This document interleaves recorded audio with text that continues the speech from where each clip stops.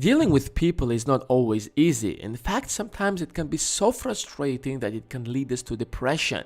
And most of our day-to-day problems rise because we are bad at handling people. We go into the arguments, create conflicts, and end up feeling miserable. So I thought in this video I'm going to share with you 3 most important social skills that I think everyone should master. So let's get started. Listen to learn, not to respond. A lot of us are really bad at listening. We love expressing our opinions and speaking out even if we have to interrupt. That's why we always focus on responding to other people and not trying to understand them. Because we often confuse listening with hearing. Listening is way much more than hearing. Listening means trying to understand and look at the situation from the perspective of the other person that you are talking to. And the lack of this skill is probably the source of most of our social problems. When you listen with the intention to learn, things completely change. You start looking at the situation with a completely different view because now you're not trying to impose what you already know, but you are trying to learn something new.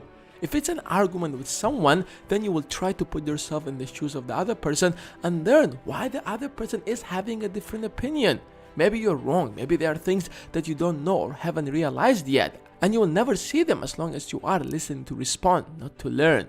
Approaching any conversation or argument with this method changes everything around. It's not only about you trying to learn something, but it actually sends a clear message to the other person that you're not here to show off or to prove that you are better in some way, but you're here to learn. And in return, it will push him to deal with you in the same way, to leave aside his ego and approach the situation in a more rational way. And you together will save a lot of time if that would have been wasted on useless arguments. Secondly, you will learn something new. It's just a win-win situation for both sides. But someone has to start it, and the other person in most of the cases will follow up. Find a common interest. Something that most of us is really good at is in finding differences. And that's something normal because we're all different. We come from different backgrounds, different places, different families. We like different things and hate different things. Normally we have different interests. But what's common among everyone is we like people who like what we like. People who are interested in the same things that we are interested. We quickly find a common language with them and become friends. That's probably the reason why we become friends in the first place. Look at the circle of your friends. Who are they? The people who are interested in the same thing that you are interested, right? And that's something very crucial to understand. Think about it.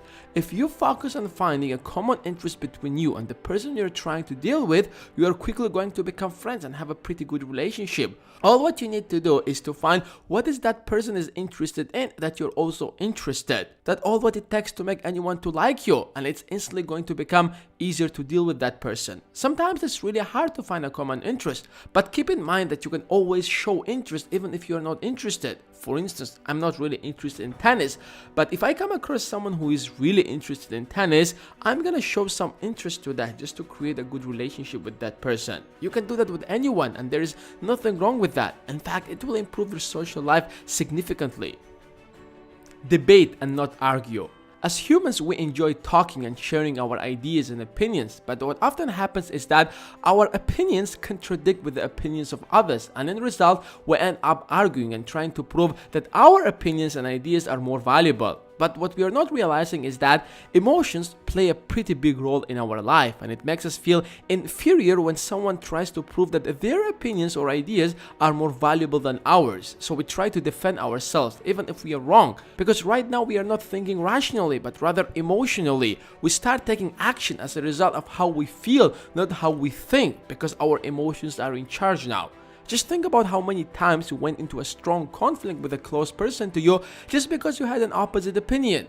It happens too often with us, and that's why instead of turning a conversation into an argument, you should focus on keeping it as a debate. Whenever you want to change someone's mind or you find your thoughts contradict the other person you are with, never try to look as if you're trying to prove something, because that's what usually turns a conversation into an argument, but rather try to seem as if you're simply sharing ideas or just debating. I've done a whole video talking about how to avoid a conversation into turning to an argument, which I will leave the link in the end of this video. I think these social skills are the backbone of all other social skills. Sometimes we do practice them consciously or unconsciously, but if we try to practice them more and more, we are going to make a significant change in our social life. Hope you guys enjoyed this video, and if you did, give it a thumbs up and click the subscribe button if you're new to the channel, and thanks for watching.